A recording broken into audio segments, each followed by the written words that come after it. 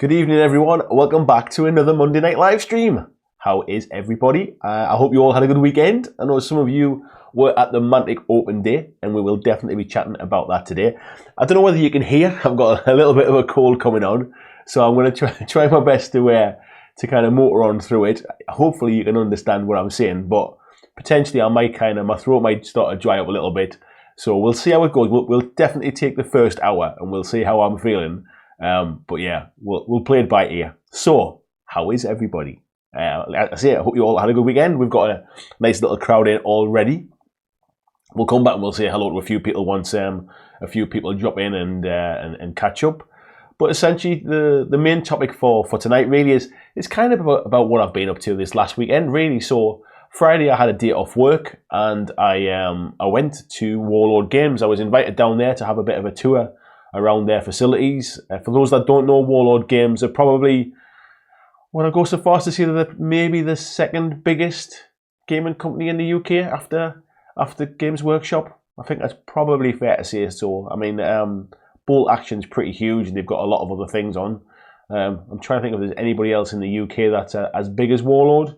Maybe not. But yeah, Bolt Action is certainly their main focus, and then they have a number of other games like Pike and Shot and Black Powder and Strontium Dog and Blood Red Skies and Cruel Seas and all those kind of things, but they focus mainly on a more historical type game, I suppose, is their main ones.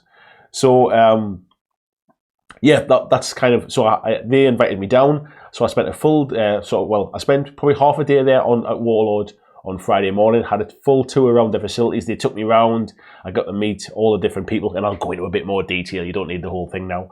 But that was fantastic. And then popped in to see the guys at Riverhorse, who dropped me a message and said they had something for me just to pop in when I finished with the Bolt Action guys, with the Warlord guys. So I went into there. I then went across to Warhammer World for a spot of lunch, and then I stayed overnight in Nottingham. And then the next day I went to the Mantic Open day. So I had 2 full days in Nottingham. Visited four different companies and had a really kind of cool weekend. So yeah, that's what the main topic is tonight. I'll tell you all about it, all the things I found, so like what the good stuff was, and I'm sure some of you folks in the chat will either have some kind of opinions on some of the Warlord stuff, and then we'll want to talk about certain things about that. And if you have any questions about it, please drop them into the chat, because if I can't answer them from what I saw, it certainly gives me some more questions for when I speak to them next time. And then I'm sure some of you, as I see who's in the chat, some of you have already, some of you will know more about the Mantic Open day as well, because you were there too as well. So I got to meet some awesome people. I didn't manage to catch everybody because it was a bit of a hectic weekend, a hectic day I should say. And I also had to leave a little bit early as well, because I had to be home, and it's like a 3-hour drive for me. I was going out in the evening with my wife. So yeah, that's the main topic for tonight. So what we'll do is, we'll have a look in the chat. We've got Steve Evans in as well. He says, good evening all. Hello, Steve. I absolutely 100% apologise for not getting the time to chat to you on Saturday, mate. I didn't even realise it was you until you'd walked away and somebody had said, oh, that guy's wearing one of your T-shirts. And then I was trying to put a face to a name kind of thing, and then it dawned on me when I was driving back who it was, and I hadn't seen you. I think you dashed off for a bit of a tour or something, and then I was on the road after that. But I hope you had a good time, mate. And he's saying, did you enjoy Saturday's event? I did, mate, and I'll come into it in a bit more detail in a bit. We've got Henrik in as well. Says good evening. Good evening, Henrik. Hope you're well. He says he's painting or washing 60 low abyssals. Sounds like you've got a bit of Kings of War action going on there. We've got Top Table Gaming in. I'm assuming that's Jay. I think it is. So good evening, Jay. Jay was at the weekend as well. Me and Jay got to play a game together, which doesn't happen very often. And I was going to say I'll tell you more about it, but it was a secret game, so I probably can't tell you too much about it. But yeah, that'll just tease it a little bit. Henrik's saying there, how was it? Any scoops from the secret rooms? I will tell you what I can tell you about it, but a lot of it will have to stay a secret. Just to say, we did have to sign an NDA as we went into the room before anything was explained to us, so I am under wraps on that one, really, to be fair. We got Peter Nicholas in as well, our first of our members. Good evening, Peter. He says, hi guys, are we all going to Warlord Games tonight?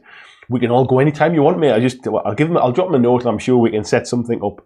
So for anybody that's new to the chat, or anybody's wondering why Peter Nicholas and Christian and Skullmunch there have the little green names with the symbol on, That's because there's a new feature now with YouTube where you can become a member of the channel. And what that does is it's a monthly subscription. I think it's £4.99, of which I'll take a bit of cut of that, and YouTube obviously take their little bit as well. It gives you highlighted names, and the little Blackjack Legacy logo there changes. The longer you're a member, it changes colour over time. So I've set all of those up back end of last week. And what we'll also be doing at some point, probably not tonight because I'm a bit bunged up, but my plan is, over the last few weeks, I've kind of been extending the live chat by about half an hour, just when it's been kind of flowing or whatever. What I might do in the future is I might have that last half hour for members, not to kind of isolate people or block them out, but more just to kind of as a thank you to the people that have become members. But we'll work on that one. But just to let you know, if you are looking to join it, you should see like a little dollar symbol underneath the chat, or you'll see a join button on my channel page now as well. Either one of those will take you through. Mark's in as well. He says, even all, trying to put my Night Stalkers together this evening. Good evening, Mark. Nice to see you at the weekend as well. I hope you had a good day. There was plenty going on. I didn't manage to see you at the end of the day, mate, when I dashed off, so I assume you were in Ronnie's chat at that point. Steve is saying one can't talk about the league. I assume you were in there as well then, Steve, were you? We've got Flying Mammal in, says, greetings. Good evening, Flying Mammal. Anybody that is member of my Facebook group will know we have our monthly painting challenge. And every month, this kind of, you can either paint 5 or 10 models, like a unit for your army or something, just to try and motivate you to keep going. But then I always have a little bit of a quirky, kind of left field idea. So we've had like kind of blood effects, like gore effects. We've had do like winter themes, a winter basin, that kind of stuff. This month is about elements. So I want you to paint something which either incorporates kind of wind, water, fire, or earth. I was testing my element knowledge there, and the idea was suggested by Ruth, Flying Mammal. So thank you very much for that idea, Ruth. Really appreciate that. We've also got DG Laughing Boy Garnet. Says, you all right, Sausage? I'm good, buddy. Thank you very much. How are you? I don't recognise your name. Maybe you've been in the chat before, but I don't recognise it. So if this is your first time in, let me know in the chat. And thank you very much for joining. We've got Miniature Painting in. It says, yellow, everyone. Hello, Michael. How you doing, fella? Skull Munch is in as well. It says, evening all. Evening, buddy. How are you doing? How's your battle companies coming on? What do you think of the new book? Steve said he's preparing more halflings. Oh, that just jumped off the top of the screen there. He said he's preparing more halflings and his Dreadball Matsudan team. Did you pick that up at the weekend, mate? I was dead tempted to pick up a Dreadball team. But if I'm honest, and I'll come on to this in a bit, my plate is full at the minute with new stuff. So it was really hard to be at Mantic on Saturday and not buy anything, not pick anything up. But I've got a mountain of stuff that I need to be getting on with. We've got Daniel Hagen. Good evening, Daniel Hogg. He says, first time catching anyone's live show. Thanks for all the videos and keep up the good work. Thank you very much, mate. Very kind of you to say so, and welcome to the live chat. I hope, let me know a little bit about you. Let me know what you're playing, what you're interested in. We'll try and make sure that everybody's kind of tastes are catered for, mate. We've got Craig Lowthers coming as well. Evening, Craig. He says, evening all tonight. I'm reading through the Hellboy rules. I don't know if you've seen, buddy, but I know James and Sophie have been doing some videos for Mantic, which kind of take you through the rules as well. They might help you out as well. I've not personally watched them myself yet, so I don't know whether they whether it's easier to read the rules or whether it's easier to watch the videos. I generally learn from videos better myself, but yeah, just to let you know if you've not seen those. We've got Bob in as well. He says, I made it. Daughter's in bed, wife's off to work. Let's go. Good evening, buddy. Nice to catch up with you at the weekend. And another person who I managed to put a face to a name. It's funny because we were having a chat, and I was saying there's a few people have kind of said, oh, make sure you say hello at the Mantic Open Day, and I'm like, I don't really know what people look like. I just see your little avatars on screen. I don't know people's faces. So yeah, Bob was one of those. It was really cool to catch up. We had a good old natter on Saturday. So yeah, nice to meet you, buddy. Henrik's in there. Daniel, the live show is great. Thank you, Henrik. We've got Tabletop Hub in. It says, hello everyone. Better stick the kettle on. Hello, buddy. How you doing? We've been having a chat as well, a little bit about UK Games Expo as well. So we're gonna bash our heads together at UK Games Expo and maybe try and do something together as well. DJ Laughing Boy says he loves a bit of bolt action. I'll come on to bolt action a bit because I've started painting up some of my bolt action stuff. Steve saying hello to Bob. Bob's got the kettle on. Andy Smith's in as well. He says, good evening, everyone. Hope all is well. Good evening, Andy Smith. How are you? Got Morrison says, evening all. Hello, Mr. Burtis. I'm casting you to the TV so the cats can watch too. Hello to the cats as well. And evening, Marcus. How you doing, fella? DJ Laughing Boy. I'm just going to call you DJ Mid. He says, did you get the Ogre Burger? I didn't, mate. I kind of wimped out. I just got the classic burger, I think it was. It was nice though, and I had a pint with it, so not a bad way to spend a Friday lunchtime.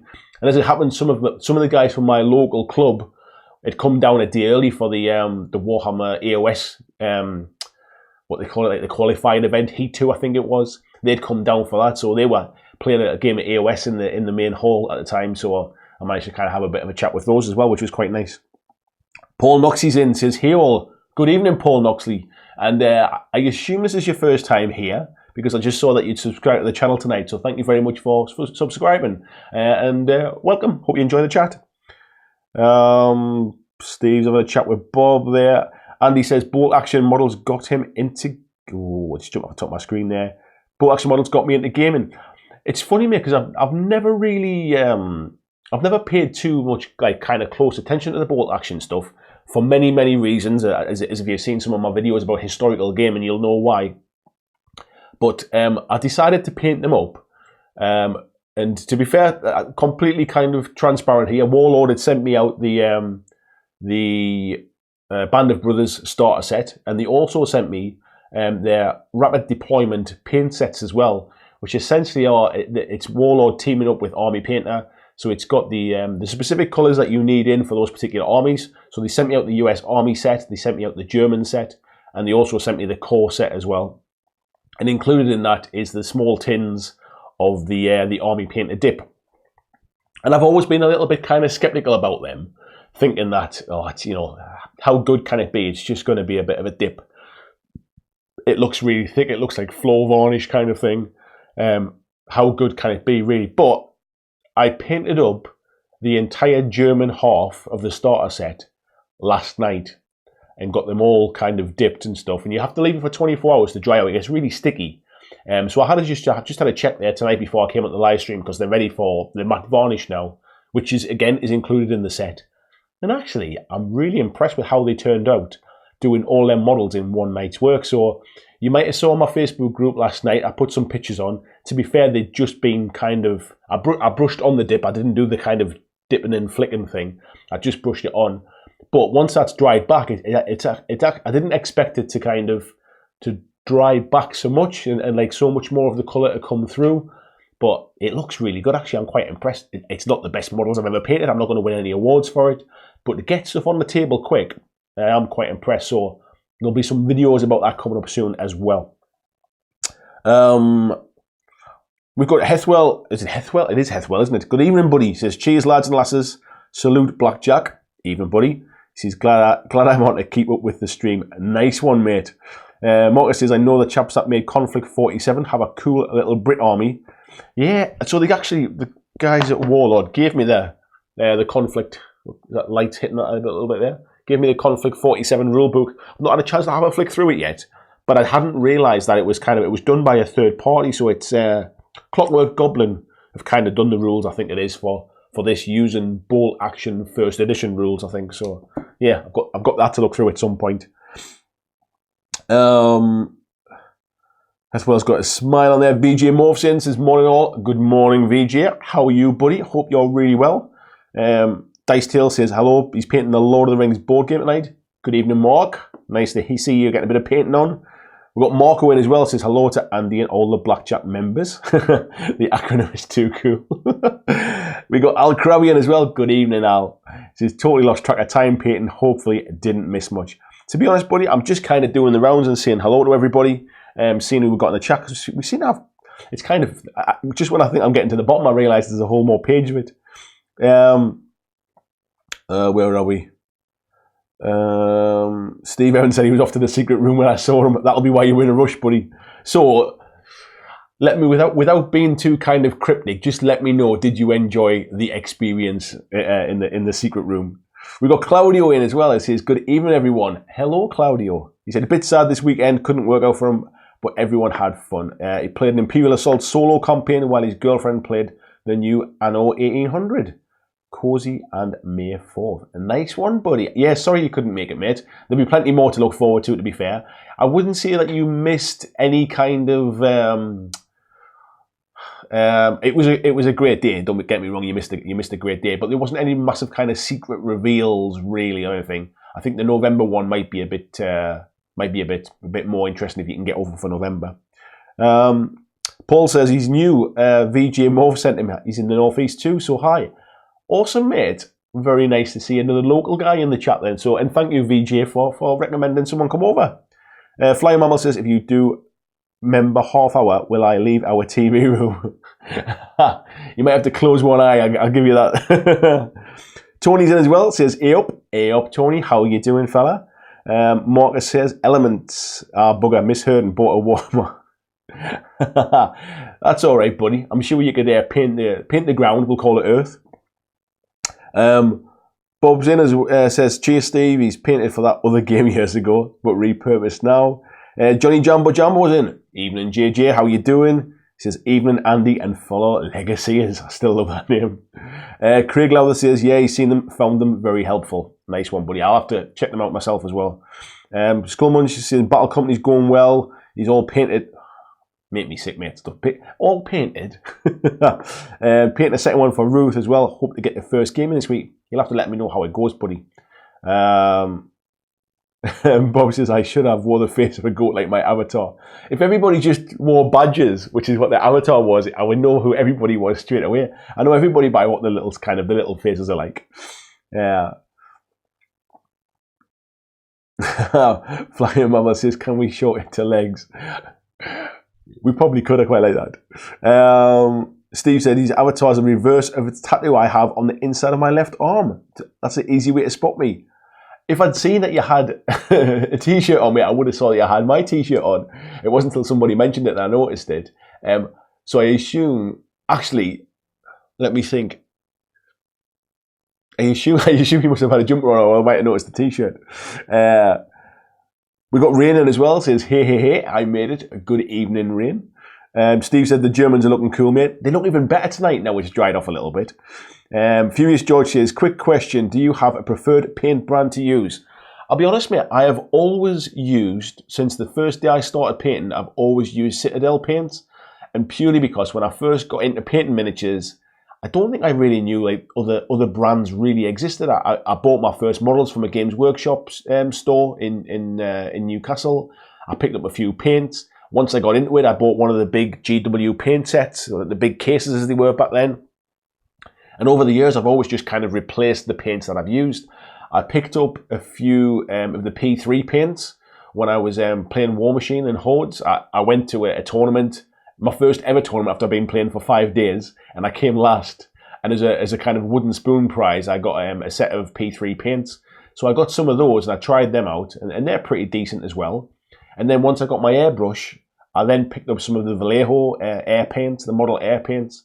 So those are the ones I'd use. And then now with Warlord giving me the Army Painter set, I've tried them. The Army Painter set. Do I have a preferred one? To be honest, the GW ones are quite thick and they need to be thinned down quite a bit, which I think I know you're getting more in that respect, but I almost wish they came kind of pre-thinned, if you like, to the right consistency, which would make it a little bit easier for new people to get into it. I kind of struggled for a long time before I kind of got to how much thinned down they needed to be. What I've noticed from P3, from Vallejo, and from Army Painter is they're a bit more thinned down to start with, and I think if you didn't thin them paints down at all, you'd kind of be on a better start, I think, than you would be with some of the GW stuff. GW stuff, you almost can kind of scoop it out at times. Since I started airbrushing, I do prefer the dropper bottles. It never bothered me before when I was just painting miniatures, like the fact that they were the little lids. It gets a bit of kind of paint around the rim of the lid and stuff, but I kind of survive with it. But yeah, as I've started airbrushing, I must admit I do prefer the dropper bottles now. So I'm tempted, actually. I'm quite liking the Army Painter stuff. I'm tempted to try and get some more colours and give them a bit of a try, actually, because they seem to cover quite well. I quite like the coverage on them. Let's have a look. Rin says he's having a chat with Skullmunch. Heswell says, good to hear you getting on with the historicals. They'll come in handy when the rule sets, not only for bolt action, and yeah, Warlords have some awesome poses. So, to be fair to the guys, guys at Warlord have been absolutely fantastic. So, bolt action stuff, I've got the rulebook here for Tank War, just to have a little bit of a look through as well, see what I think of that. Conflict 47 I've showed you. They also gave me the 2nd edition Black Powder as well, to have a bit of a flick through as well, see if there's anything in there that takes my fancy. And they also give me the Hail Caesar rulebook as well. Now, Hail Caesar and kind of Ancients is not something that was ever on my radar until I saw all of the Roman models in their glass cabinets in the studio. And I must admit, it did kind of like make me go, oh, never really fancied that before. But I could see me at some point even just picking some up just to have just to paint them and stick them on the shelf actually, because they were quite cool. So we'll come on to more about that a bit later. Craig saying, talking about paint, seeing the Vallejo Hellboy set looks like a nice. He's tempted to pick it up. I like what they're doing there with that. Look at that.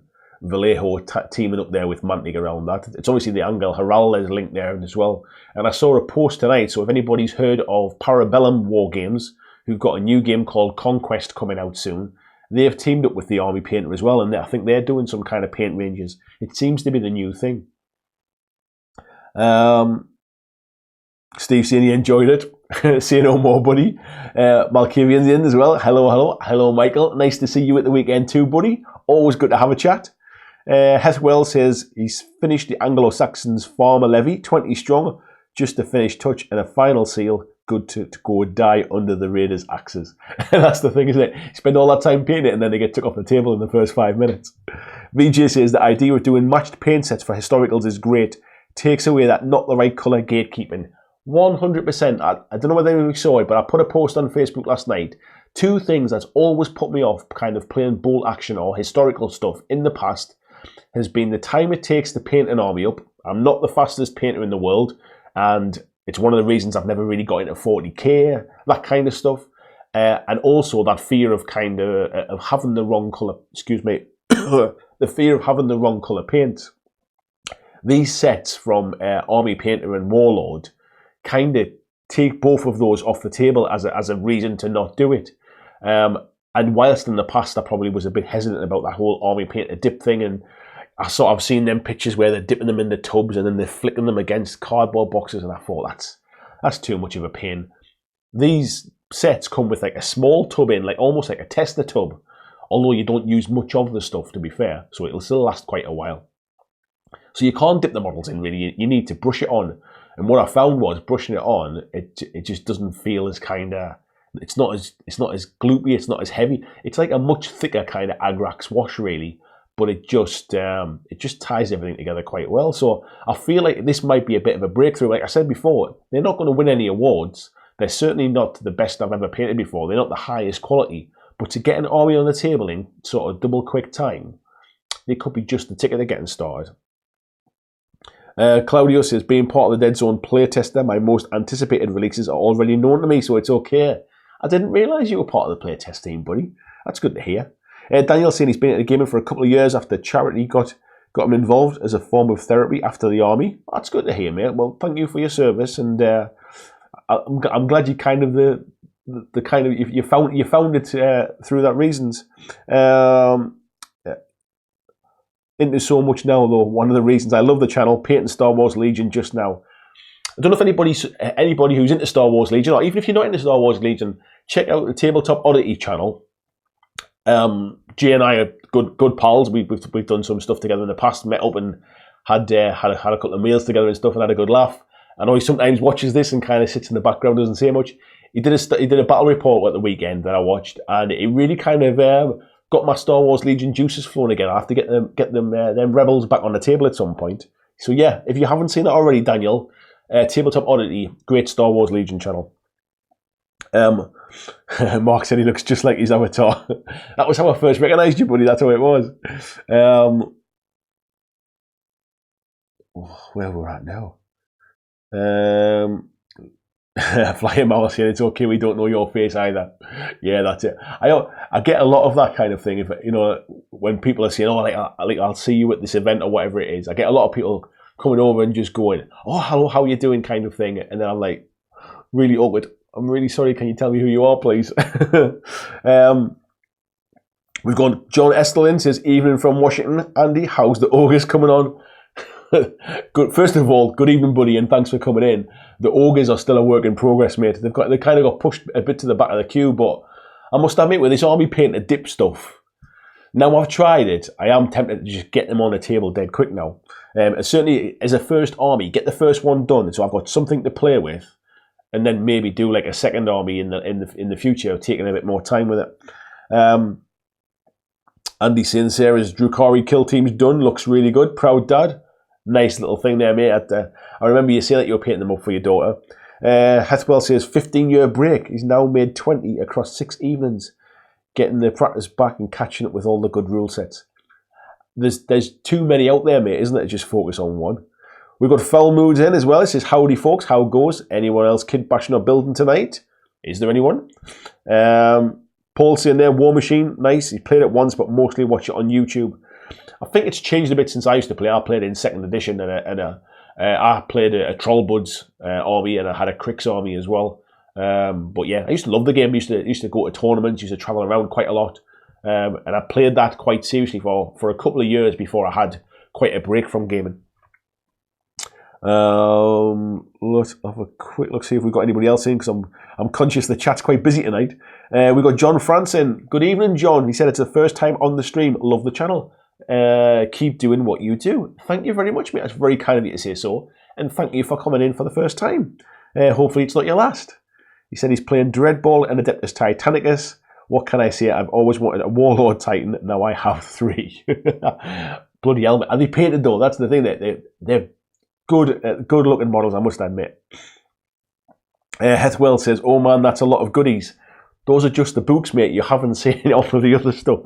I kind of came away with a boot full of gear, which is one of the reasons why I didn't buy anything from Mantic, because I've got that much other stuff to be looking at. Bob said it's a huge commitment painting an ancient Roman army. You need an opponent tonight too, otherwise you have to paint another army to have it. Yeah, to be honest, I don't think I'd ever get in and paint a full army or anything like that, but it might be nice just to kind of paint like a little diorama or something.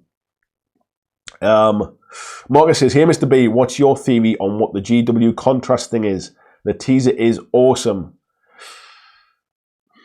I can't really say because I've been told what it is, but it's under wraps. I wasn't told by GW, I was told by somebody else, and it would be unfair for me to comment because I do know what it is. So VJ says, I found that when I transferred from Citadel paints to droppers, I put in about a mil or two of Liquitex medium to loosen the paint, and that had the unintended consequence of thinning them perfectly. I bought a load of little dropper bottles to do exactly that as well and transfer them over. And I tried with the first one, and it was just so messy. I gave up, and I thought I'm just going to stay with them as they are. Bob says the right colour argument's a real pain. Any army after a few weeks on campaign just look like different shades of brown and green. There's no wrong colour really. Yeah, I think it's probably one of those like online things, isn't it? Where if you put your picture up online and somebody comments saying that doesn't look like the right colour green or whatever it is, it's more psychological, I think. Now they're done, and because I can say, look, I used the colours that Warlord said they should be, I almost feel I've got like a get out of jail free card now, and I can kind of ignore them. Margot says he's curious to see the new Citadel paint range. He only uses Citadel washers, and if they're glorified washers, I'm in. We shall see, buddy. We shall see. Hethwell says that's the entire point. Put toys on the table. Yep. So if good looking from 4 feet away, then good looking. What I've found more so from sort of doing this channel now, if I'm kind of showing something off, like I'm showing you how to paint something, it's got to be good enough that it looks good on camera. But if I'm painting it to play like a battle report, like the models I did for Vanguard, I did 2 full armies quite quickly to get them done. And they look great from a distance. They look great on camera. As long as you put kind of a decent contrast in so it stands out from a distance, I think you're halfway there.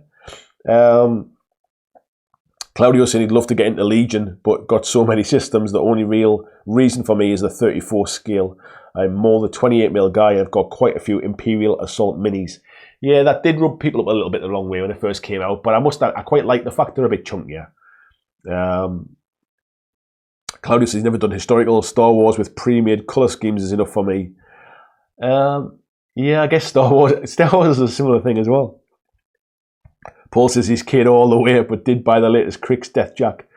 Some of the Cricks though, I quite like that kind of, that greeny kind of, almost like luminescent theme to the Crick stuff. Al says there's a few of us in the northeast. We should arrange a coffee meet, bud. Would be great.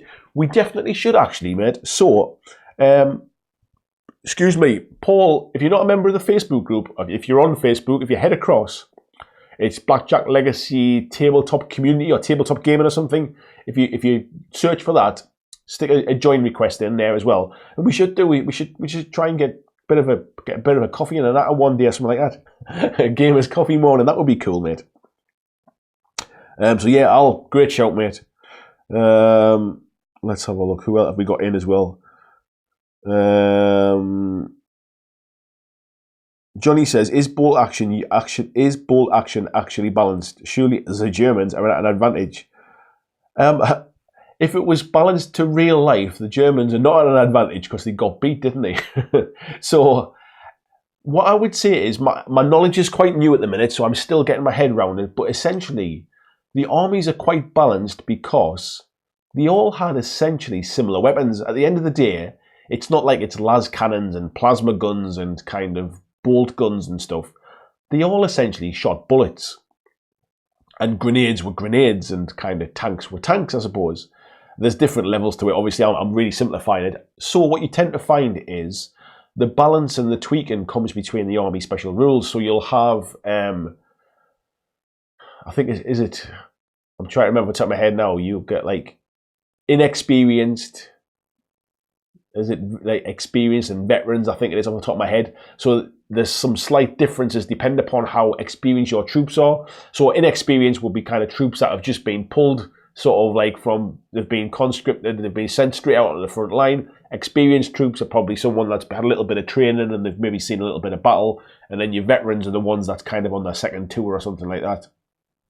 So there's some kind of tweaks between that kind of stuff, and you choose them through points costs. So you could have an entire veteran squad if you wanted to, but you'd have very few models because they'd be expensive. You could have all inexperienced troops, and you'd have lots of them, but they'd be a bit rubbish. Then each of the different nations have special rules, like some of them might re-roll hits or something, or some of them might get sort of free lieutenants or lieutenants or whatever it is. So there's a few different kind of tweaks and things in there as well. But essentially, I think you start from a 3+ or something, or a 4+, for to shoot somebody, and then things like, is there anything in the way? So is there any cover? That makes it go by 1. Did you move? That makes it go by 1. So I think it's relatively balanced from what I understand. It's not, there is tournaments, but I think it's designed to be a little bit more kind of thematic. A lot of people tend to try to play kind of campaigns or certain theatres, or they'll try and get their specific armies that were around in that period. So yeah, I think it's pretty balanced as far as my reading goes so far. Anyway, where are we at? Paul's saying I'm not on Facebook. I am, however, on Twitter and Instagram, so we'll find you on those. Yes, I am at Blackjack Legacy pretty much on everything else, mate. So Instagram and Twitter, I'm on both of those as well. So yeah, if we're doing any meetup stuff, we'll make sure that we share that around. And Redwell's in as well. Says good day all. Good day, Redwell. So what I'll do now is then I've been rambling for about half an hour. Just conscious I've been there. My chin was kind of hanging off the bottom of the screen there as well. Let me get a drink and then we'll talk about the Warlord visit. So we're on mug watch again tonight. Got my Starbucks mug, which is just, it's kind of embossed in with the Starbucks logo, and I'm drinking 3 mint tea to try and clear my nose and soothe my throat a little bit. Boy, a soft little old man, eh? Yeah, so as I said, I was invited down to Warlord to have a bit of a tour around. So they've got a relatively new kind of marketing guy called Darren, who was my contact down there. I went down to meet. When I got down there, the guy from their social media guy came with us as well. And we went on a full tour around the entire factory, and the social media guy was taking loads of pictures. So he's going to send them across and I'll share them when I get them, because I got so wrapped up in the tour, I didn't actually do any footage. So first of all, he took me into their studio. Now I didn't realise this before I got there, that they have their own studio painters. So I think there's about 4 of them in there, 4 full-time studio painters, and they've got a couple of sculptors as well, and they've also got somebody that takes all the photographs too. Excuse me. And then, so I actually sat and sort of spent 15-20 minutes chatting to the painters, and it was fantastic to see them. So one guy was painting up, I think it's called a duck, which is basically kind of like I forget what they call it. Basically, it kind of goes on land or on water, kind of a thing for boat action.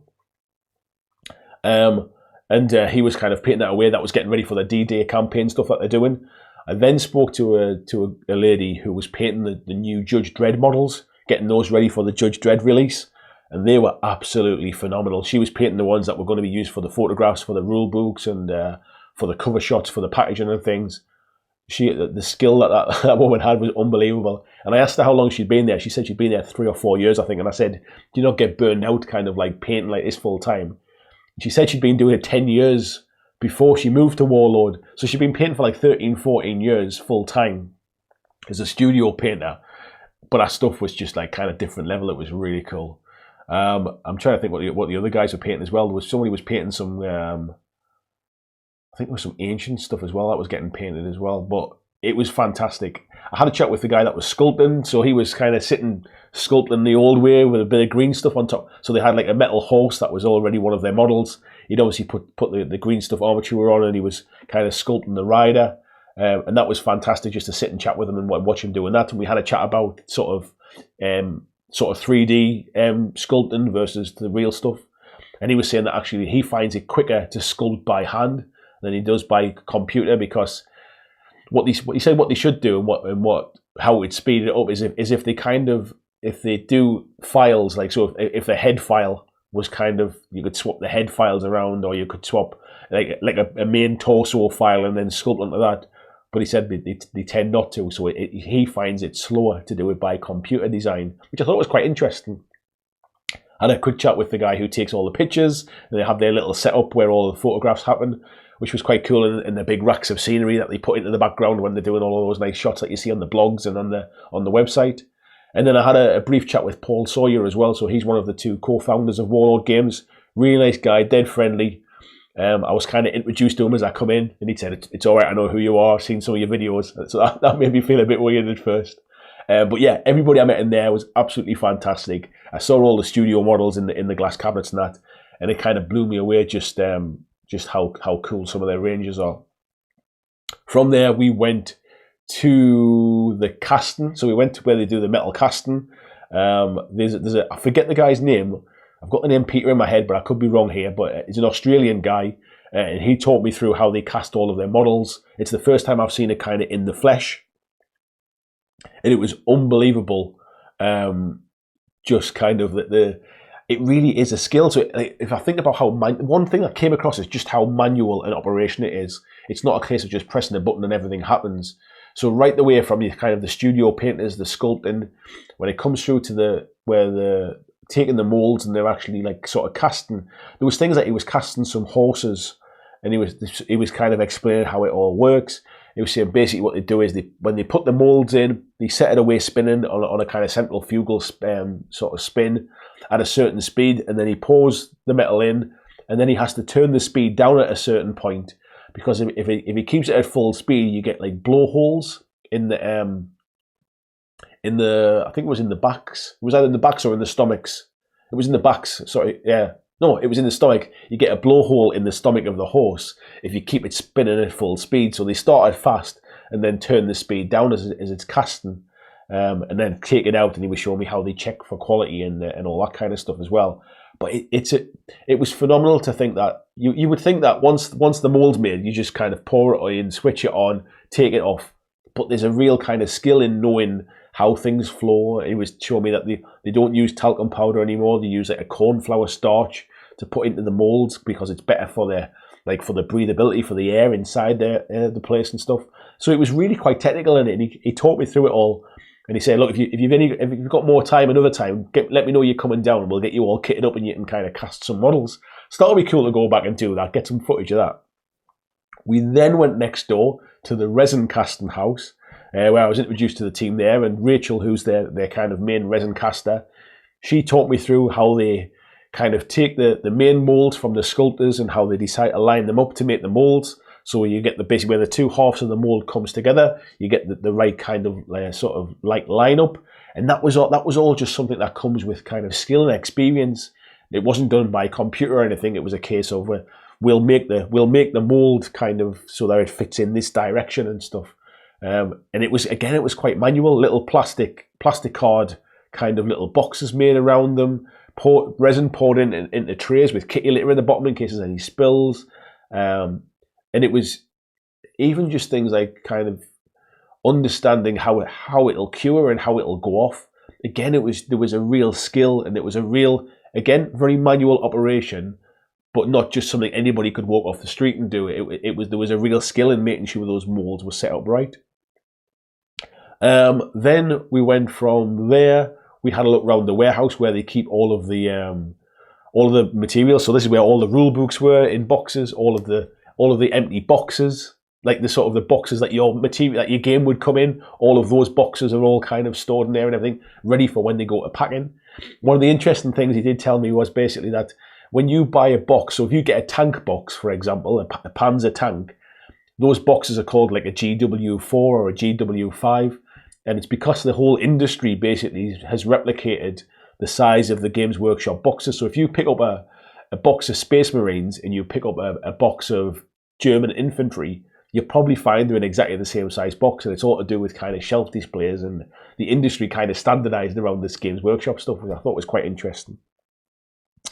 We then went from that warehouse, we went to their other warehouse where the packing happens. So they've got a room full of people who are manually packing orders. They've got a packing sheet that tells them exactly how many parts of whichever things need to go into a box, and then they've got a little ticket with the packer's name on, so you know exactly who packed your box. And that was, I mean, they've got something like 8,000 different items on their web store that basically get packed and either go off to retail or go off to online orders. And it's unbelievable, really, just the amount of stuff that they had in stock. So we kind of wandered around the warehouse and seeing everything on the shelves. All the different game systems. So if you think how many bits are kind of available for Gates of Antares, how many bits are available for Bolt Action, how many bits are available for Hail Caesar. Then they've got Army Painter Rangers. They've got the Perry Twins miniatures in there. Just to name but a few. So it was amazing just to see how much stock that they have to have on hand to try and get through all the different things they sell. From there, we kind of we then went. Where did we go from there? We went. I forget where we went now. I think we went to where they kind of distribute from, which was quite interesting as well. And then we went to meet the owner. I forget his name now, John Stella, that was it. We went to meet John Stella as well, so we went into his office. The guys I was with introduced me. And we sat in his nice little boardroom and we had a bit of a chat, and we talked about how he got started, about when he was trying to convince Games Workshop that there was a market for historical miniatures, but was it Jack Kirby, I think it was the owner back then as well of Games Workshop. He said basically if you add up all of the other miniature games companies in the world, outside of Games Workshop, they wouldn't have like £2 million worth of turnover. So like there's no real need for historical stuff. So when him and Paul and a few others were made redundant, they obviously ploughed some of their redundancy money, quite a substantial sum back in that time as well, into starting up with their first molds for Romans. And he kind of taught me through that. It was really interesting to hear how his kind of story is started Warlord in his kitchen, basically, to see where it is now 10 years later.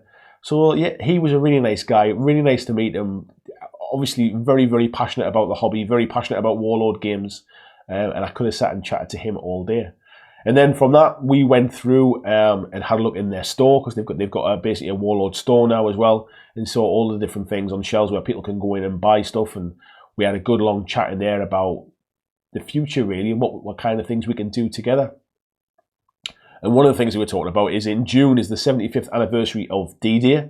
and they are doing they're doing a campaign really which will incorporate blood red skies, cruel seas, and bolt action together. So you can kind of have land, air, and sea combat. So that's going to be really interesting, and we're looking to do something together on that in the very near future. So, Warlord, that was basically my tour around it, my very quick one. We'll see what the chat says here. Flying Mammal saying hashtag mugwatch. Scoreman saying don't leave your Starbucks mug on any live sets for any Game of Thrones fans. There was a Starbucks cup left in one of the scenes. I saw a clip of it on Facebook. Somebody had said there was a Starbucks mug and they showed a picture of it. I haven't seen the episode, so I don't know how quickly it was on the screen for, but yeah, I saw that. Johnny Jumbo Jumbo says our head salamander needs a lemsip. I definitely do, buddy. I've been on Strepsils today. I've been on what they call again, Sudafed capsules as well. I'm on mint tea now to try and clear my nose. Bob says Judge Dredd. What? Oh my God!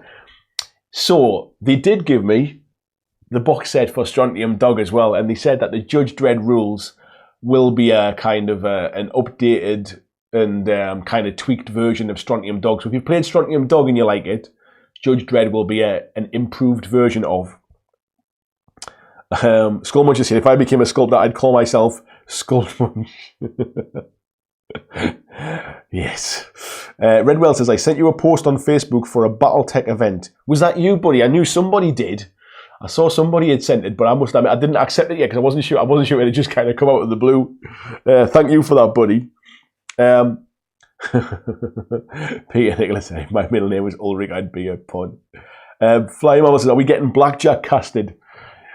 I don't think we could afford all of the extra metal that it would take to sculpt my frame. Hethwell saying, Warlord also involved. Oh, with the Battletech stuff. I didn't realise that, mate. Flying Mama says, all sounds really interesting, especially seeing the process.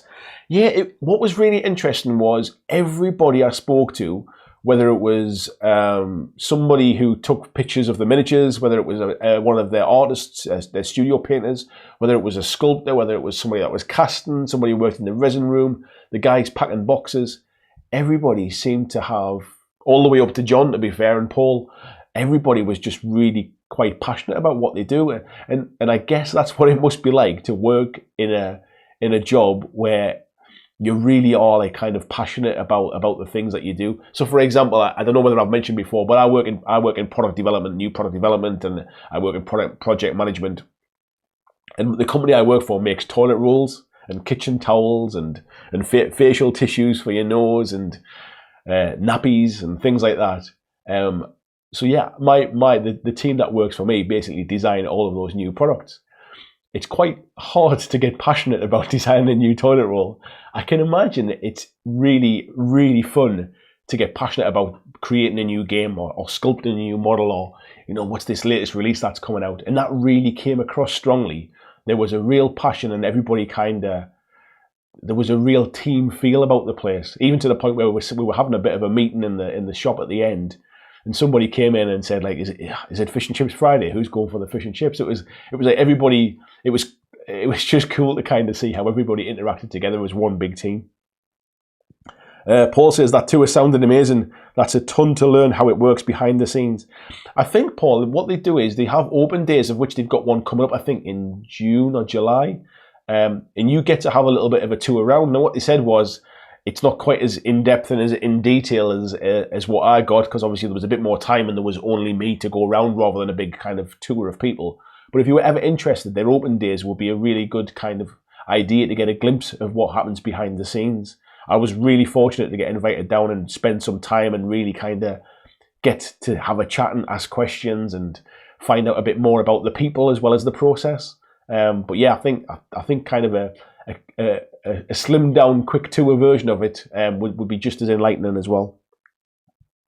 Claudio saying, interesting to get a glimpse from behind the scenes. It definitely was.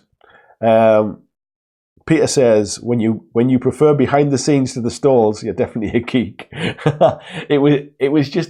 It made me kind of really feel very differently about when I get a game in the post and there's a maybe you get a resin model and there's an air bubble or something in it, and you think, oh, like, who's been checking this quality kind of thing. It was really interesting to see just how much goes into it, and how manual it is really, and how unfortunately these kind of things will and do happen. And if they can be very easily repaired, like if something's a little bit bent and a bit of hot water straightens it out, or if it's a tiny little air bubble and it can be filled or can be just painted over. I understand now how they happen. I think in the past I was probably just as critical as anyone of expecting 100% quality every time. It's not an automated manual, it's not an automated process where you just kind of press a button and pour the materials in, press a button, and it makes the same thing every single time. Rachel in the resin shop was basically saying it depends upon what the weather's like outside. If you have a hot day, if you have a cold day, it changes the way that the resin reacts. And all of those variables, it's their skill and their knowledge that they know exactly what to tweak to take into effect the fact that it's cold this morning and it's warm this afternoon kind of thing. Really, really interesting.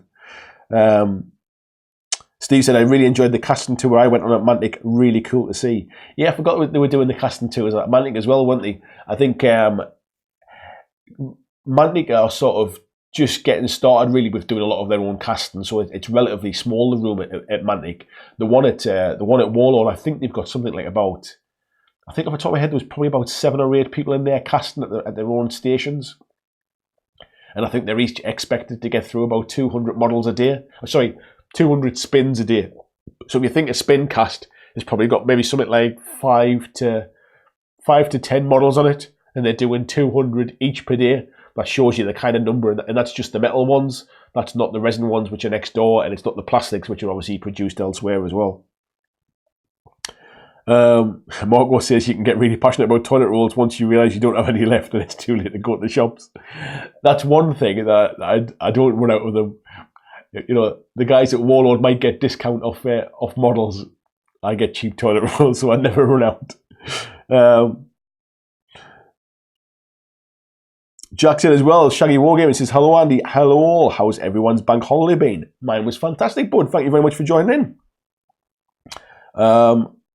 Skullman said, not a good situation to be in.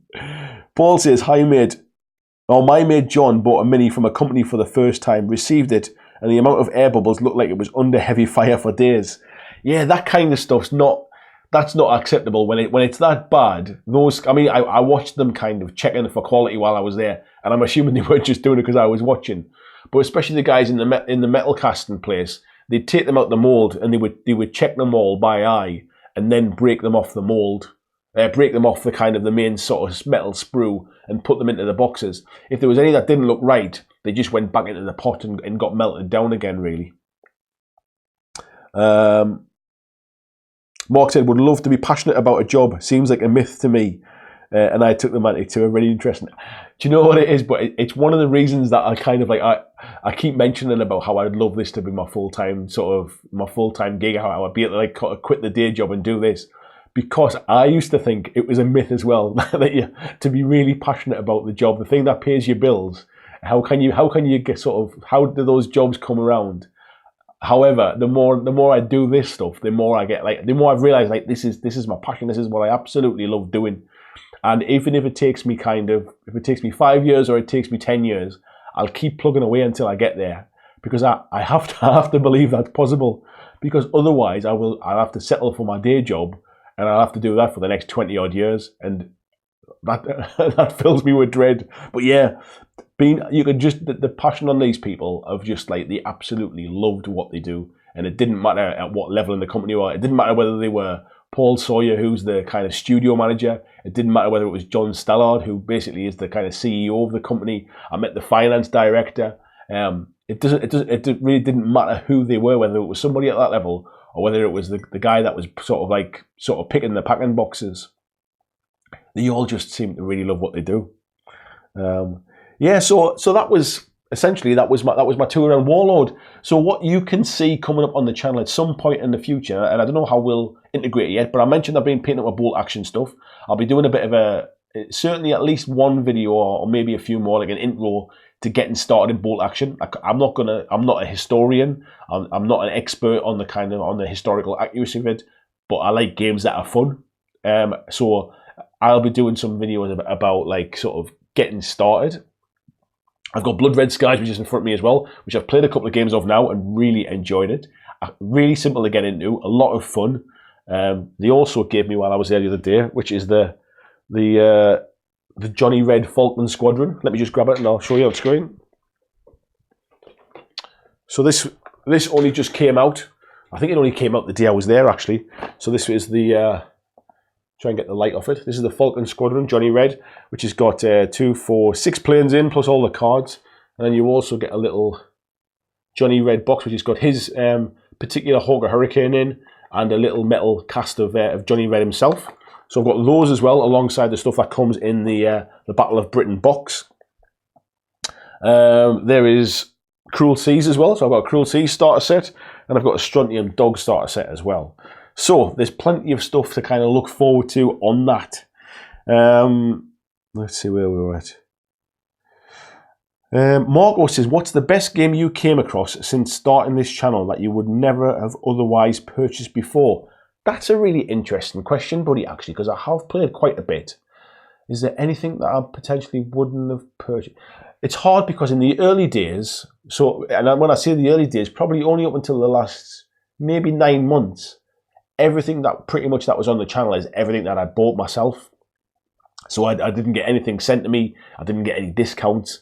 Pretty much everything that was on the channel, everything I'd reviewed, whether it was Star Wars Legion stuff, whether it was I'm trying to think, Star Wars Destiny when I was playing the card games, any of the board games, I bought everything myself. So that's why the channel was very, very positive and didn't really have any negative reviews on stuff, because I was buying it myself. So I only tended to buy and review the stuff I knew I would like. Since then, the things that's been sent to me that maybe I wouldn't have necessarily picked up myself. So certainly when I got the Legendary Marvel deck building game, that's probably something I actually really enjoyed playing, and not something I necessarily would have picked up myself. Games-wise, Core Space is another one actually that I didn't back the Kickstarter. I didn't think it was really my kind of thing, and I was quite impressed with that. It was a little bit difficult to kind of get started. The rulebook layout was a little bit weird, but I really enjoyed it once I started playing it. Everything else, I think, to be honest, Blood Red Skies might be it actually, if I'm being honest. Because I wasn't into historical stuff, it's not something I would have necessarily picked up, but it feels like a streamlined, more accessible version of X-Wing, and I really like it. It's quite fun. Don't need a lot of planes. Like a full army is like 6 planes kind of thing, so from a price point perspective, it's really easy to get into as well. So yeah, I think from the stuff that I definitely wouldn't have bought myself, but I'm really glad I got, I would maybe say Blood Red Skies. It might be up there.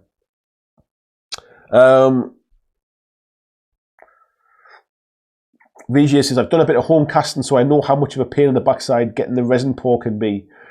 Yeah, that was, it was one of the things from the metal casting was just how much time you had to get it from the pot at that temperature to get it into the spin caster, because basically as soon as you lift it out of that heat, it wants to try and go to a solid.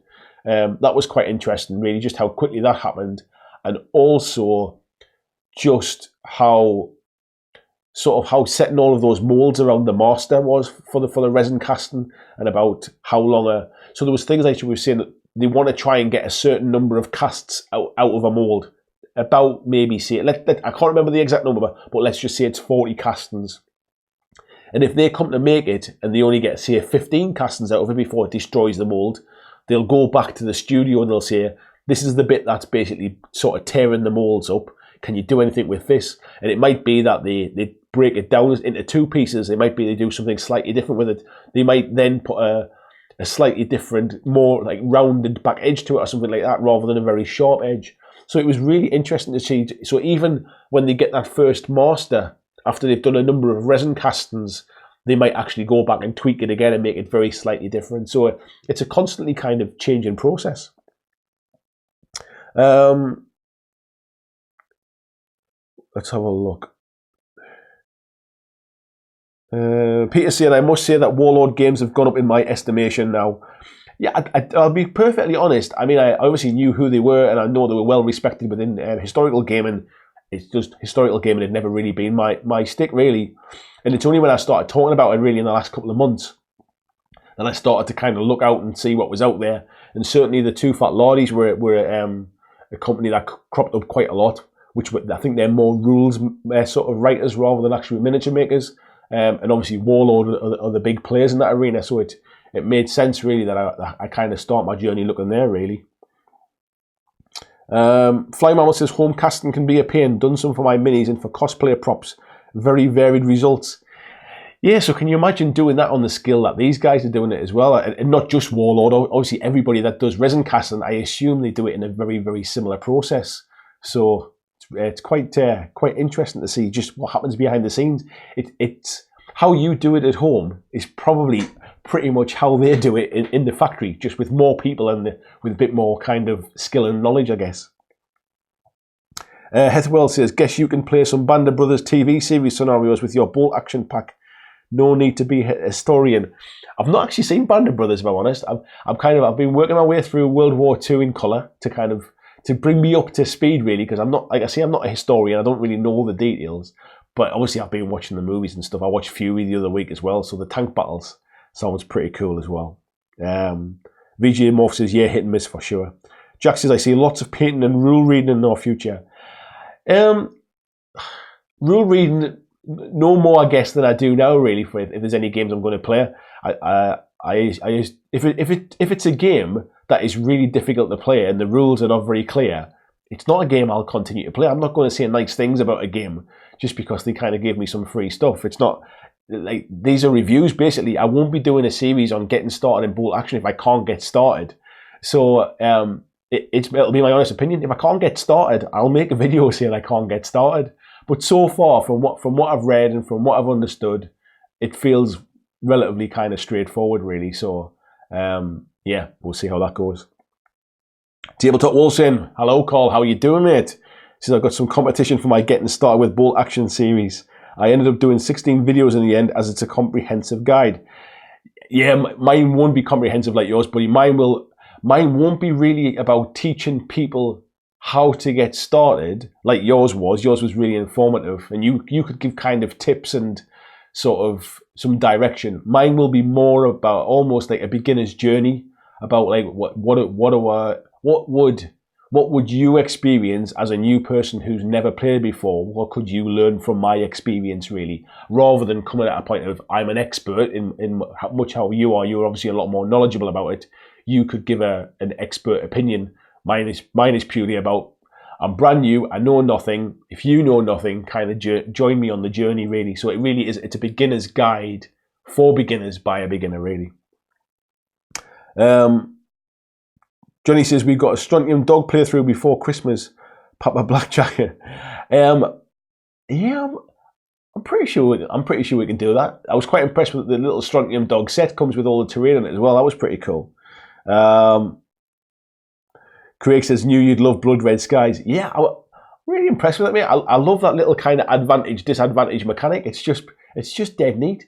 The only thing I would say, my criticism at the minute is that because they're so light with those plastic bases and the plastic planes, they can get knocked around a little bit. It's quite easy to give them a nudge, like a little shove on the table, and they can go over. But I think if I can kind of weigh down the bases, maybe glue like a 2 pence in the bottom or something like that, that might solve the kind of the issue I've got. Where were it? Paul Knox says, I picked up Resident Evil 2 from Midland Minis recently and watched some videos online and decided to try. What do you think of it, Paul? Have you tried it yet? I mean, I've got it. I've got a review online of it. I don't know whether you've seen that one. I actually quite like the game. I've got some critique about sort of the boards and things like that, and it's more about the visual aspect rather than the actual game itself. I quite like the game. Marco says he played 4 hours of Marvel Legendary with my 9-year-old son during the bank holiday weekend. Great fun. Yeah, I'd never been into... It's funny because I don't enjoy deck building, as in like Magic the Gathering deck building. I don't like list building for miniature games, really. That's not a part that I enjoy. I'd much rather... So for I was talking about Kings of War, I'd much rather somebody said to me, here is a 2,000 point list. These are the models you need to buy. Go away and build them. I'd rather somebody did that. And I think it's one of the reasons why I kind of struggle at tournament level. I'm not really into the list building side of things. I can net list, you know, and I can work out why it works, and I enjoy playing the games and I enjoy painting the models. But I'm not really into the list building stuff. So when I heard it was a deck builder, I was like, well, I'm not really sure whether this is for me. What I then kind of found is that it's a deck builder as you play it. Your deck builds by the way the game plays, really. So deck building is the game. It's not like you have to build a deck to play it. And I actually found that quite fun. But again, as we mentioned before, it's not a game I would have picked up on the premise of the fact is I thought it was something very different. Where we're at. VJ saying, after going to the air show at the weekend, I'm definitely reconsidering Blood Red Skies. What I would say is, I think it's a really kind of neat box, the way it's packaged. I can't remember how much it is. I've got like around £40 on the top of my head, but you get 12 planes in it. You get Spitfire Mark IIs, and then I think is it Messerschmitts, I think it is, the Germans. You get all of the base stands with the fancy stands on them as well. Actually, so what I'll do is I'll open up. This is the Johnny Red one here, just so I can kind of show you. So these are. Let's have a look. So these are the little planes. You can kind of see them. That's roughly the scale, and they go into these little stands. And then basically what they do is, I don't know if you can kind of see that on screen. You have like advantaged, you have like neutral and disadvantaged. I might have got them the wrong way around, but basically that's like 3 different conditions of kind of how your plane is really, and much the way in X-Wing where you go around by like pilot skill, you have something very similar in Blood Red Skies as well. And it's just a really neat mechanic. I just like the way it works. Rather than having templates, you can do like kind of like a 45-degree turn and fly a certain distance, and obviously you've got shooting ranges, and then you get benefits for coming in behind the plane and going up into clouds, so you get like cloud templates and stuff. It's just really neat. And then all of the cards that come with them, which basically have they have the speed of the plane on. They have. Let me just open one up so I can read off exactly what there is. So there's basically the speed of the plane. There is its handling, its maneuverability, and then it is, I forget what the other thing is again now. But I like the artwork. It feels very kind of 1940s kind of inspired, the kind of the color schemes. But yeah, really cool game. Definitely one I would say check out, and you'll see some of it on the channel. I purposefully haven't painted them yet because I wanted to show when I do a review of it just exactly what comes in the box. But I did pick up some of the transfers for the planes that are in the starter box at the weekend as well. Where are we at? Top Table is saying, did you see any Warlords of Erewhon? I hear good things. I saw it on the shelf, mate. We didn't really talk about it while I was there, to be fair. But yeah, it was on the shelves in the store. Dice Deal says, Doctor Who's Warlord, isn't it? It is, mate, yeah. They asked me if I was a fan of Doctor Who, and I said, no, not really. So I think we just kind of skipped past that one. But yeah, that's apparently it's doing quite well for them. It says, the Strontium Dog looks cool, but Judge Dredd. Yeah, so from what I understand, and I don't know if it's common knowledge or not, so I'm not really sure whether I should be saying it, but I think they always plan to go Strontium Dog first to kind of, as a bit of a test bed and see how it goes, because Strontium Dog's quite big in the UK. So, well, I say it's big, it's more well known in the UK, less so kind of around the globe, where Judge Dredd's obviously a much bigger IP. So they kind of went with Strontium Dog first as a bit of a test, with Judge Dredd to follow up. So that's where they are, and Judge Dredd's going to be coming later this year. Andy Smith says, what was the tank game you had? It's basically a variation on kind of bolt action, and it's just tank war, so it's a way that you can kind of just play with just the tanks itself, really, rather than the infantry, the units themselves. Steve says, you haven't watched Band of Brothers. Watch it, you won't be disappointed. Like I say, mate, I've kind of stayed away from historical stuff in the past. It's only these last couple of years, really, that I've started to get more into kind of proper kind of World War II films and stuff. Mark says, I need new eyes. These Night Stalkers are fiddly. You're not wrong, buddy. Tabletop Wall says, just stay away from M3 Stewards and Japanese bamboo spears. I'll take that out of mind, mate. Paul says, I am liking Resident Evil 2, but only in the early stages. Also, I don't like deck building. Yeah, I'm with you on that one, mate. VJ says, I have the Big Trouble in Little China legendary. Fun game, and I know what you mean about the difference between deck building game and deck list building for a game. Yeah, I just assumed the two were the same thing, mate, until I got that. And the reason I got it was because I'd started doing some work with Asmodee UK, who are obviously a big kind of distributor of games, and they said basically we'll send you one game out, we'll do it as a bit of a test, see what you think of it, see what your video is like, and then if it goes well, we'll kind of work together in the future. And that was the first game that they sent me, and when it came out, I was thinking, is it really my kind of thing? This is a real test. You know, and I was honest about it. I was quite prepared to slam it if it wasn't my kind of thing, but I was really pleasantly surprised. We got the Scottish Tabletop in. It says, hello there. Good evening, buddy. I hope you're well. Don't think we spoke before, so thank you very much for joining the live stream. We've got Adam Edgar in as well. It says, good day, and the rest of your motley crew. You sound a bit fluey, mate. Yeah, I am, unfortunately. It's coming across, isn't it? It only just started today. I was fine yesterday when I woke up this morning. I was full of cold. And you know why that is? It's because I've got this week off work. So me and my wife have taken a few days off together because it was a bank holiday today. So kind of 4 days off work this week means for 4 days I get a full week off. We're not going abroad anywhere. We're not going on holiday. We're just going to have some kind of days out with the little one. And of course, I'm now full of cold because I've got some time off. Yeah, let's have a look. Hezbollah saying piece of cake TV series for Blood Red Sky starter pack. Yeah, well, it would be, yeah, definitely. Margot says, do you have any Kickstarters that you're waiting for delivery or currently pledging or looking forward to? I've got one Kickstarter that I'm waiting for delivery of. However, I didn't back it. It's a company that is sending me the Kickstarter. So I'm being very patient because it's not like I paid for it. But Mythic have kind of signed me up for a Kickstarter version of Joan of Arc.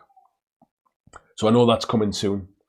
Just listen to my little one crying there. My wife's in as well, so I'm assuming she's next door with him. But yeah, he's having a little cry at the minute. And I haven't pledged anything yet. To be honest, I've got so much on the go at the minute. I've not really kind of sort of pledged anything because there's nothing really kind of grabbed my attention at the minute. To the point where I'd say, yeah, I've got to kind of get on that one. I had Resident Evil 2, I had Hellboy, and I also had Batman as well, and they've all come. So yeah, that's me cleaned out at the minute for Kickstarters. Dice Tales saying, worst thing about deck building is setting up and taking down. Yeah, I would agree with that, mate. It was one of my concerns. It was one of my critiques on the video. VJ saying his Kickstarter addiction subsiding, but he's now got so many coming. Yeah. What Paul's saying, he's only backed one Kickstarter this year, and I'll try and keep it that way. What was it? Whatever you backed, Paul? I can't remember if you said before what it was. Scottish Tabletop says he's joined his first Kickstarter, the Bloodborne board game, and he says, "Hi, I'm Grant Deans from the Facebook group. Thank you for coming in, Grant. Really nice of you to join me, buddy." Right. Let's have a look about. I will come at this. So Heathwell saying, did you see anything about Black Seas in your visit? I'm really looking forward to that. So I kind of did. So basically, Cruel Seas is the World War II 1/300th scale naval combat game. And what Warlord did at Salute was they decided to do kind of like almost like a pirate ship version of it, really. And instead of being called Cruel Seas, it was called... was it called? I think it was called Black Seas. So it was all kind of like pirate ship type stuff. And apparently everybody went nuts for it. Salute, asking when it was coming out. And at that point, it wasn't a game. It was just a bit of a display thing for Salute. So they are working on that. So we were chatting about that. But yeah, it kind of, like the social media guy said, I have never wrote coming soon so many times in replies to posts of when's it coming, when can I buy it. So yeah, it's coming. The Tabletop Wolf has been out of the loop for a while, sorting my new house. How did you find Batman? I'll be honest with you, I've not had a chance to play it yet. It's still in the box. I've seen with Hellboy. I've not had a chance to play that yet either. I like the miniatures. I've started painting up some of the miniatures just as a little bit of a kind of something to do. But yeah, not had a chance to play it yet, buddy. What did you not like about it? I know Mark plays it. Mark liked it. Right, so I didn't realise the time, to be honest. We're kind of cracking on, 15 minutes left. I'll end the stream, or I'll not end the stream, but we'll talk about now. So the Mantic Open Day. So it was Mantic's Open Day on Saturday. A lot of you that were in the chat was there as well. And they were demoing The Walking Dead. I was going to say, it's changed its name a few times. So the new kind of double mat size, it's kind of more skirmish game version, which is called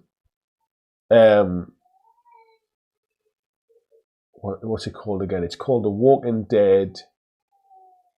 It's called The Walking Dead March to War, I think was the original name, but I think they've changed that now. So yeah, so there was demos of that. So I had a demo of that, and then sorry, I'm just sending a message there just to make sure my wife's checking on him now. Yeah, so I had a demo of that. That seemed really good. I like what they've done with the rules. It was nice and slick. You got a warband when you entered into Mantic as well. So when you paid for your ticket, you got a goodie bag when you went in, and in that goodie bag was a warband so that you can play test the game as well. I then got a ticket in my bag, which was basically invited me to a secret play test of a new game Mantic are working on and are looking to release.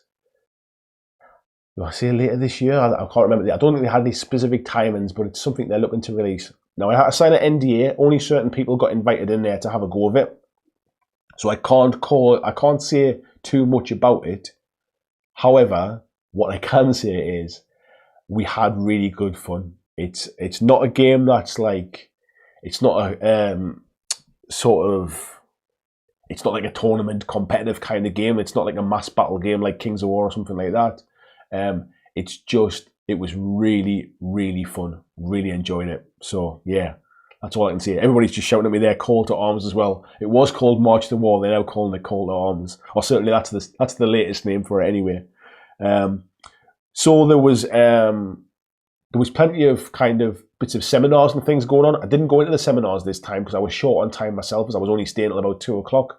So I tended to kind of hang around and just have a chat with a few people. Got to see the Wild Hunt expansion for Hellboy, which was in the cabinet, which was all Angel Heraldez painted, which looked absolutely fantastic. What else did we see? We saw there was some Dreadball expansions there as well. There was some really nicely painted stuff as well, which was Night Stalkers, ready for Kings of War as well, for the Night Stalker models. I'm trying to think what else there was as well. There was a few bits and pieces on show, actually. But it was a really cool day. To be honest, the best part of the day for me was getting to kind of catch up with a lot of people that I only really chat to online, and maybe haven't sort of met face to face before. So for me, that was the highlight of the day, really. I didn't have a lot of time there by the time I came out of the play test, grabbed myself a hot dog for lunch and kind of hung around and had a bit of a chat. So yeah, I probably rely upon you folks that were there, really. What was your highlights of the day, really? Because you will have done more than I did, that's for sure. Paul was saying he didn't mention his Kickstarter was for digital ticket to Valhalla, the gaming retreat. Oh, are you going there, buddy? I'm jealous about that, mate. That looks awesome, and I've always fancied going there. So yeah, you'll have to tell me how it was. Different gear TVs in as well. Good evening, buddy. He said he backed the Terrain Tutor's essential guide to terrain. I didn't back it, but I don't build a lot of terrain, to be fair, which is the reason I didn't. Bob saying Kickstarter for a new Mantic game is later this year. Yeah, I wasn't sure whether it had been confirmed or not. He said he's pretty sure they mentioned June for the Kickstarter, but might be wrong. Certainly, the game that I played was polished. It was at a point where it's ready to kind of to go to Kickstarter. So yeah, I'm looking forward to it. It's something I would back anyway. Dicetail says there was a bandit faction mentioned, only seen that on Facebook comments, not watched the streams yet. A bandit faction. I'm assuming that must be for March to War, is it, or Call to Arms rather. Tim Top Wolf says, I found the cube mechanic a bit of a pain, especially in terms of re-rolls when you need to do an action and poor rolls hinder your progress. I wish it wasn't dice based, really. Minis are great though. yeah, the minis are really cool, mate, for Batman, and I'd been chatting to somebody about potentially using them for sort of the Batman miniatures game, to kind of to get double use out of them, really. But I like the idea of the cubes, but I haven't never played it. I'm not sure how they work in practice, really. Bob said there was some new Dead Zone stuff. Bob demoed Star Saga all day as well, so didn't get to see anything else. He did a grand job as well demoing that. Carl saying the rulebook's terrible also. It's hard to read and their videos are also shocking online. Yeah, I think I mentioned that in last week's video, actually, is that the rulebook's a little bit... the rulebook's quite a big rulebook as well, and I think there's a lot of information in there. And the videos, whilst they're nicely done, English isn't the guy's first language, and sometimes it can be, as a native English speaker, it can be sometimes quite hard to kind of just to follow along. So, yeah, the guy's done a good job of it, and all the information's there. It's probably just it's my kind of complete kind of inability to speak any other language other than English. Steve said he had a look at the new Dead Zone book. Mark said he played his first Vanguard game. That's right, I remember you saying that, buddy. Skullmoy says, night all, thanks for the natter. Feel better, Andy. Thank you very much. I hope you're feeling okay too. Skullmoy says he's waiting for Villagers Kickstarter and he's pledged for Bloodborne as well. I didn't realise you'd done that, mate. And Bob says the 2-mat format for Dead Zone looks great. I didn't see that. I must have completely missed that, mate. Marco says, Kill Team Elite. Is this going to be next week's topic? I don't know, mate. Again, it's another one of them things where I'm really surprised at. I mean, I knew it was coming, but the fact that they starting to bring Terminators in, really, we're a tank away from sort of small scale 40k, really, which is never really what I wanted Kill Team to be. So I was a bit surprised by that. So yeah, so I'm not sure what next week's will be. I'm not sure. I'll have a think about it. If you've got any ideas, come back to this video later, drop them down in the comments. It's always good to see some comments on these live streams as well after the case. So yeah, drop them into the comments. Yeah, so what's everybody else been up to then? We've been talking about Kickstarters there. Those that weren't at the Manic Day, what did you get up to this weekend? Have you been painting anything specific? Have you... I'm just reading Adam's comment there, do it, Andy, think of the clicks. It does get clicks. I'm going to be completely honest. If I do anything on a live stream that talks about GW, it always gets more clicks. But it needs to be something I'm interested in. It needs to be something I feel a little bit knowledgeable about. Otherwise, I couldn't just kind of like sell out and do it just like... I couldn't put that thumbnail up and that title and then sit here going, well, what do you think? Because I don't know anything. That doesn't work very well as a live stream, unfortunately. Let's have a look. Craig saying he pledged for Rampart. It's a terrain one that you can completely take apart and rebuild as you're like ideal for Kill Team. I did see that actually. It was pretty good, that one. Paul said I bloody love Kill Team, but vehicles are a no. Yeah, I think there's definitely not enough space for vehicles, but that's if at this point in time it feels like that's the only difference between small scale 40k and Kill Team is whether you've got vehicles or not. It's a shame really because I really loved Kill Team when they first started. I loved kind of where it was, everything in that one book. You could only use models that basically as they came packaged in the boxes, so you could only use those weapons. And as it's grown arms and legs over time, it's moved away from what I wanted it to be. I've still got my Kill Team Arena stuff here as well, and I quite like how kind of streamlined that is. But it'll be interesting to see what Elites does to it.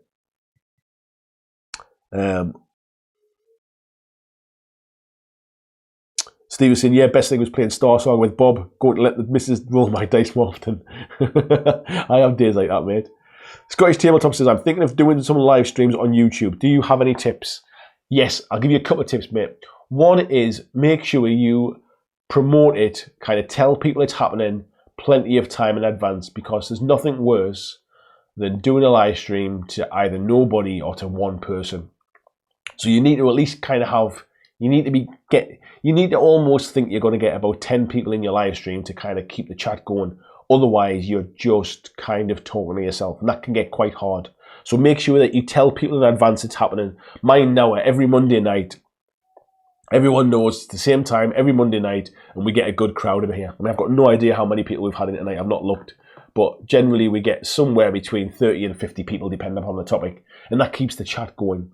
The other thing I'd say is... Give yourself a couple of topics to think about. So tonight my topic was what I've been doing at the weekend. And what that means is it gives me something to talk about. It gives people in the chat something to ask questions about, and it stops your mind from kind of drying up, because it's quite hard to just keep talking for an hour or an hour and a half, or if you're just kind of thinking off the cuff of what you want to talk about. So make sure people know about it. Give yourself a couple of topics. Write some notes down about what you want to talk about.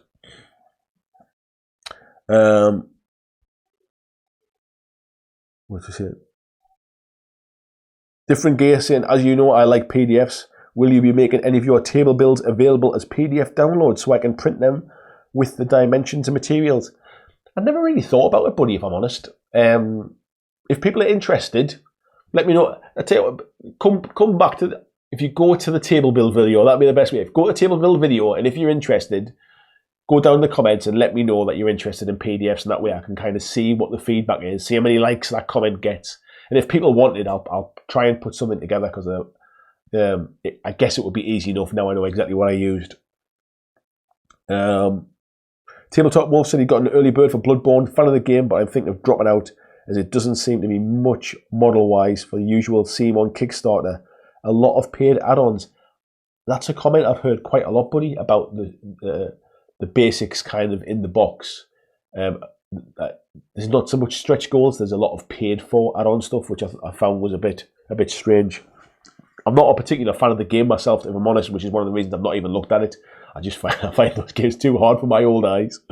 Bob said he's planning his army in a weekend at Top Table Legacy.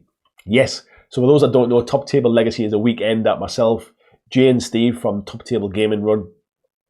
And we had one in March this year. We're going to have another one in October this year. So there'll be an announcement next week about tickets going on sale. So watch out for that. And Bob has suggested he's going to try and paint a Kings of War army in a weekend at the event. So we were chatting about this at the weekend. We've got a few things to kind of fine tune and see if we can get it to work. But it sounds like a really cool idea. So if anybody wanted to come along and join them, that might be something. That might be a nice little kind of cool corner. Can you get a Kings of War army done on the Saturday and play it on the Sunday, for example? Let's say we just do 1,000 points rather than 2,000. Could you get 1,000 points painted in one day and played the next day? Bit of a challenge. Peter said he finally got around to assembling and priming these Carl Jericho and scabs for Necromunda. He's got the rest of the week to paint them. Nice, buddy. Jack's got some war game, some games of Shadespire this weekend. Finished another Warband. You're cracking through them, mate, quite nicely, aren't you? Paul said he plays Kill Team every Wednesday in the Newcastle store. Do you like Arena? It's streamlined but harder to get a game. I like it because it's streamlined and it's much more black and white. But I prefer normal Kill Team because the tables look better. Like it's much more kind of aesthetically pleasing. I should try and get down there to the store at some point. My local group, the Newcastle Warlords, meet on a Thursday night every other week, and Thursday is a kind of like a really bad night for me. I'm either away with work or my wife's away with work, so I tend not to be able to get to the local gaming. And the guys from the Gotham to Samaria group meet at Battle Bunker down in Sunderland, but so far it's kind of clashed with what I've had family-wise going on, so I kind of struggle to get any games at the minute, if I'm honest. VJ saying for terrain, the Metro Morph card terrain should be good too. Keep an eye out for Battle Systems. So Battle Systems who did Core Space, which you might be able to see if I get my head the right way, on the shelf there behind me. If you haven't seen my Core Space review, check it out. They've got a Kickstarter coming later this year which has fantasy terrain, which looks like it will be perfect for Vanguard. It looks absolutely fantastic. So keep an eye out for that one.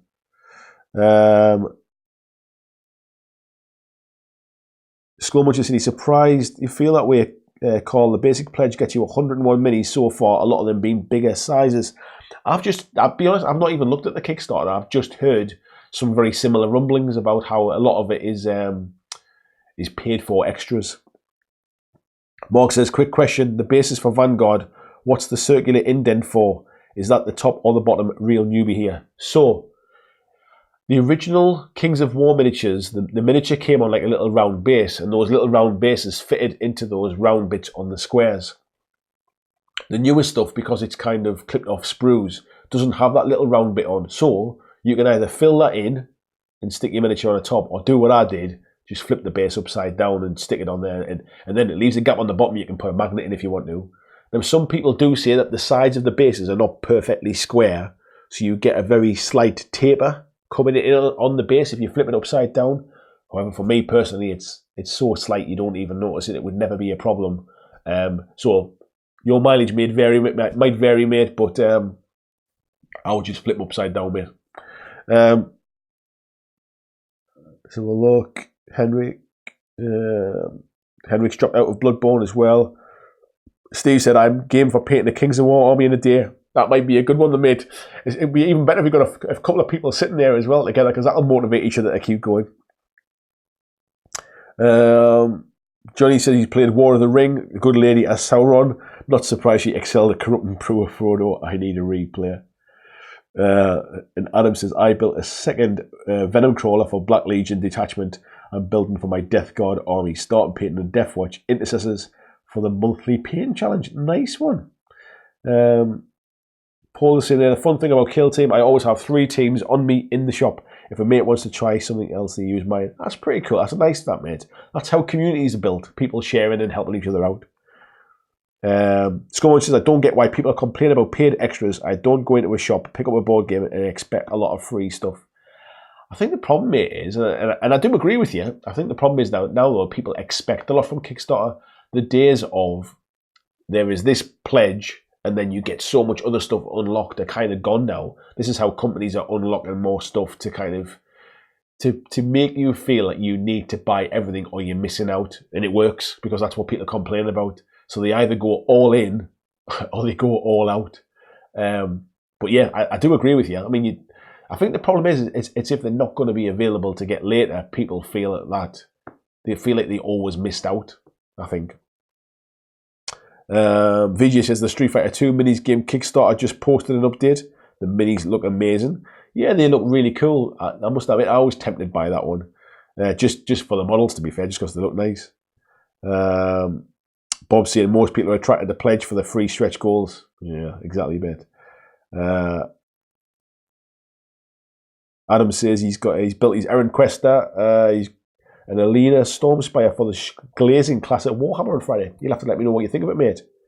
And Marco said he's an early bird backer for Bloodborne, but not convinced by the gameplay yet. I don't mind the add-ons. He typically ignores them, but he'll make his mind up in the last 24 hours.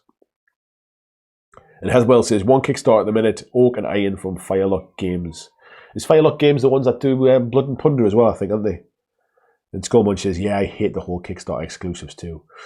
Right, folks, we're at 10:30, and as my throat is dry as sticks and my nose is bunged up, I'm going to call it a night there. We normally go till 10:30, and when it's going well out, I'll sometimes put an extra half an hour in. But yeah, I'm full of cold at the minute, so I'm going to call it there.